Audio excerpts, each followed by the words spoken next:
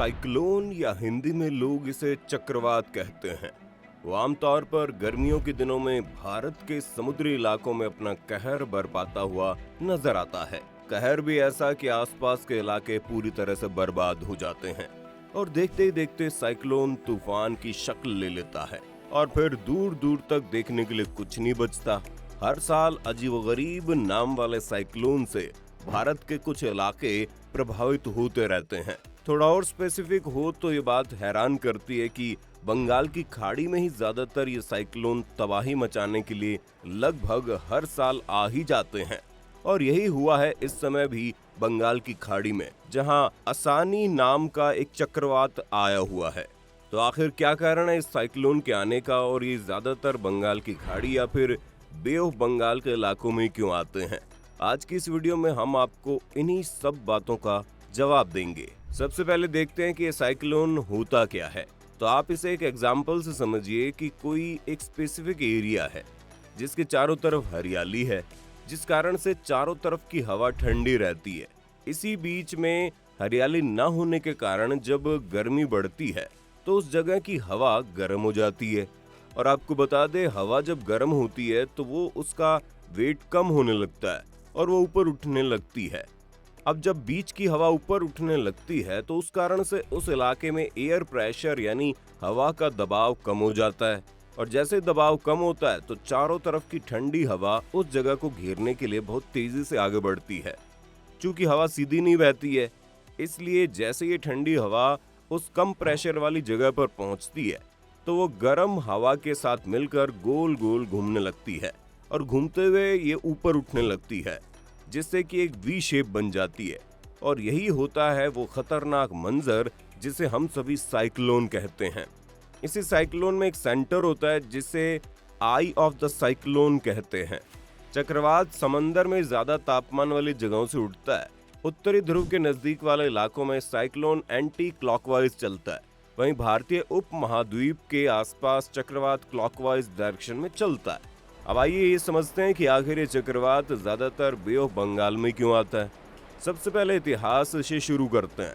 बता दें, 120 साल के इतिहास में सिर्फ 14% चक्रवाती तूफान और 23% भयंकर चक्रवाती अरब सागर में आए हैं, यानी कि भारत के पश्चिमी इलाके में जैसे मुंबई, गुजरात और केरला।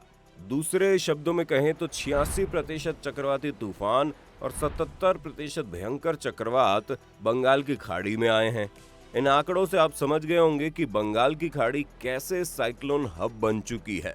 अब अगर कारणों की बात करें तो बंगाल की खाड़ी में अरब सागर की तुलना में ज्यादा तूफान आने का सबसे अहम कारण हवा का बहाव है। अब आप कहेंगे कि हवा का बहाव क्या है भाई? तो इसे आप शुरू वाले एग्जाम्पल से समझिए। दरअसल पूर्वी तट पर मौजूद बंगाल की खाड़ी के मुकाबले पश्चिमी तट पर स्थित अरब सागर ज्यादा ठंडा रहता है और आपको बता दें कि मौसम विशेषज्ञों के मुताबिक ठंडे सागर के मुकाबले गर्म सागर में तूफान ज्यादा आते हैं। अब चूंकि बंगाल की खाड़ी ज्यादा गर्म रहती है, इसलिए वहां की हवा जल्दी गर्म होकर ऊपर उठने लगती है, जिसे भरने के लिए आसपास की ठंडी हवाएं जल्दी से जगह घेरती है। फिर तो वही होता है जो हमने आपको साइक्लोन समझाते हुए बताया था।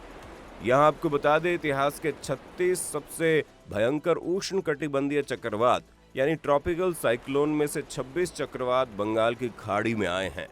बंगाल की खाड़ी में आने वाले तूफानों का भारत में सबसे ज्यादा असर ओडिशा में देखा गया है।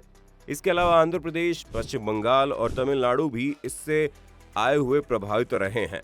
इसके अलावा पूर्वी तटों से लगने वाले राज्यों की जमीन पश्चिमी तटों से लगने वाली जमीन की तुलना में ज्यादा समतल यानी प्लेन है। यही कारण है कि बे ऑफ बंगाल में आने वाले चक्रवात समतल जमीन होने के कारण टकराकर मुड़ नहीं पाते, वहीं जबकि पश्चिमी तटों पर आने वाले तूफान की डायरेक्शन अक्सर पहाड़ों से टकराकर बदल जाती है।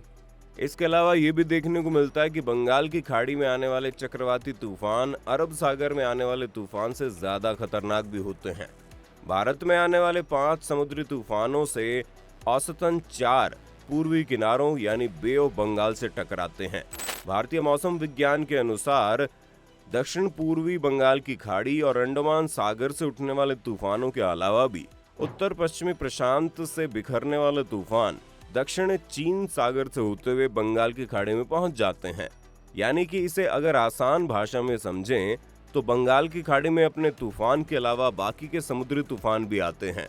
यही वजह है कि बंगाल की खाड़ी हमेशा दबाव में रहती है। एक रिपोर्ट के मुताबिक तूफान अरब सागर में भी बनते हैं, लेकिन ये अमूमन भारत के पश्चिमी तट को छोड़ते हुए उत्तर पश्चिम दिशा की ओर बढ़ जाते हैं, जिसका मतलब ये हुआ कि महाराष्ट्र, गुजरात और केरला में जो तूफान आने चाहिए वो आमतौर पर तूफान का रूप लेकर कहीं और ही खिसक जाते हैं।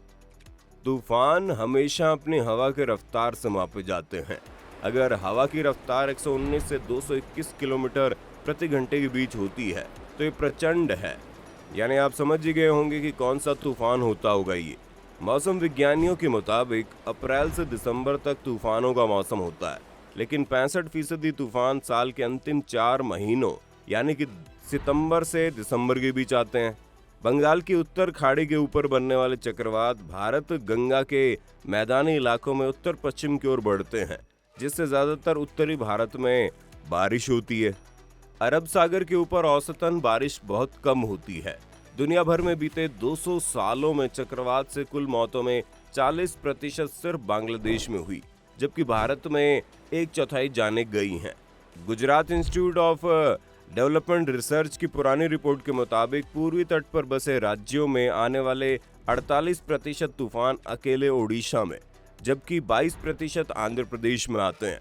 इसके अलावा पश्चिम बंगाल में 18.5% और तमिलनाडु में 11.5% तूफान आए हैं। अब ये समझते हैं कि इस तूफान में क्या होता है। पश्चिमी तट में पूर्वी तट की तुलना में आने वाले तूफान 8 गुना कम है। बता दें कि उष्णकटिबंधीय चक्रवात यानी ट्रॉपिकल साइक्लोन एक तूफान है जो बहुत बड़े लो प्रेशर सेंटर और भारी तबाही के साथ आता है। ये तेज हवा और मूसलाधार बारिश के हालात बनाता है। National cyclone risk mitigation project के मुताबिक 1891 से 2000 के बीच भारत के पूर्वी तट पर 308 तूफान आए। इसी दौरान पश्चिमी तट पर सिर्फ 48 तूफान आए।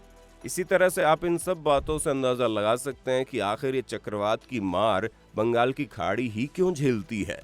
अगर आप भी कभी ऐसे किसी तूफान में फंसे हो तो आप अपना एक्सपीरियंस हमारे साथ कमेंट करके बता सकते हैं।